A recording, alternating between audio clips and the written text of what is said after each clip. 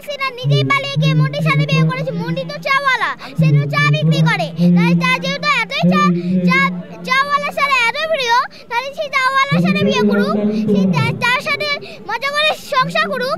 সে কেন বাংলাদেশে আসবে? এখানে ইতিহাসের সাক্ষী হতে এসেছে। আমার এখানে খুবই ভালো লেগেছে যে আমি এখানে ইতিহাসের সাক্ষী হতে পেরেছি, আমি ইতিহাসটা দেখতে পাচ্ছি। তারপর হাসিনা যে আমাদেরকে কত কষ্ট দিয়েছে সেটাও আমি জানি। তারপর আবার অনেক কষ্ট লেগেছে, কারণ আমার অনেক মায়ের বুকে খালি করেছে, তারপরে আবার নিজেই বেরোন না বলতো, তারপরে আবার অনেক আমাদেরকে হত্যা করার আদেশ দিয়েছে, আমাদেরকে কষ্ট দিয়েছে। তারপর এবারে ও লেজ গুটিয়ে পালিয়েছে। ভালো মেয়েরা তো আর কখনো পালায় না, সে কেন পালিয়েছে? তাহলে সে পালালো কেন? সে যেহেতু ভালো মেয়েই হতে চায়, ভালো মেয়েই হয়ে থাকে, তাহলে সে কেন খারাপ মেয়ে হলো? খারাপ মেয়েরা তো পালিয়ে যায়, ভালো মেয়েরা তো পালায় না, তারাও তো টিকে থাকে। আমি চাই শেখ হাসিনার বিচার হোক, কারণ সে আমাদেরকে অনেক কষ্ট দিয়েছে, এতটাই আমাদেরকে অত্যাচার করেছে, তারপর আমাদের শত শত মায়ের বুক খালি করেছে। সে কি মনে করে আমরা কি কেউ কিচ্ছু দেখিনি? আমরা কি বাসের মধ্যে খাই আর ঘুমিয়ে পড়েছিলাম? আমরা সবাই সামনে ছিলাম। আমি আর আমার ভাই বোনেরা দেখেছি যে সবাইকে সবার সামনে গুলি করে মেরে ফেলা হচ্ছে। তাহলে এই যে তারপর বলে যে হেলিকপ্টার থেকে নাকি পানি ঢালা হয়েছে, হেলিকপ্টার থেকে কি পানি ঢালা হয়েছিল আদৌ? হেলিকপ্টার থেকে বোম আর গুলি ফেলা হয়েছিল।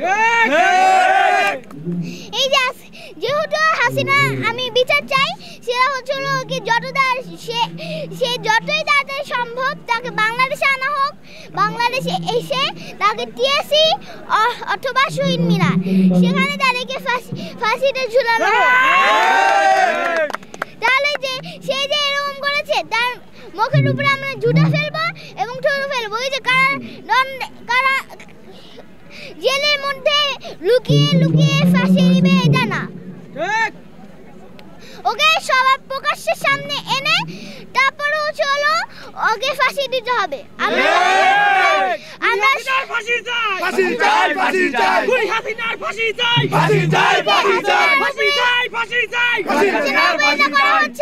হাসিনা এরকম করা উচিত, আমরা সবাই তার উপরে জুতা মারবো আর থুতু ফেলবো আর ওর মুখের উপরে ঝাড়ু ফেলবো, কারণ সে আমাদের উপরে অত্যাচার করেছে, আমাদের শত শত ভাই বোনদের কে মেরে ফেলেছে, আমাদের ভাই বোনেদের মাকে কষ্ট দিয়েছে। তারা কেন করবে?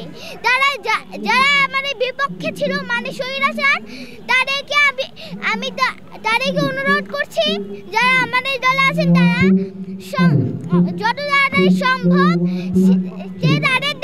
তাদেরকে যত তাড়াতাড়ি সম্ভব দিয়েছে অথবা শহীদ মিনার, তাদেরকে দুইটার মধ্যে একটাতে ওদেরকে সবার প্রকাশ্যে হাসিনার মতন ওকে সবার প্রকাশ্যে ওদেরকে ফাঁসি দেওয়া হোক, আমি সেটা চাই।